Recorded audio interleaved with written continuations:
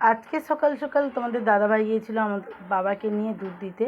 তো হ্যাঁ, আমার বাবার বাড়িতে দুধের ব্যবসা আছে। এই পর্যন্ত এখনও পর্যন্ত 14খানা গরু রয়েছে, তার মধ্যে গাভী রয়েছে 7খানা। তো দুধের ব্যবসা আছে, দুধ দিতে যাই রোজ। তো হ্যাঁ, যেটা বলছিলাম, দুধ দিতে গিয়ে এনেছিল কাঁকড়া আর মাছের ডিম। তো রীতিমতো যুদ্ধ করে সাঁড়াশি খুন্তি এইসব নিয়ে তোমাদের দাদাভাই কাঁকড়াটা কাটছিল।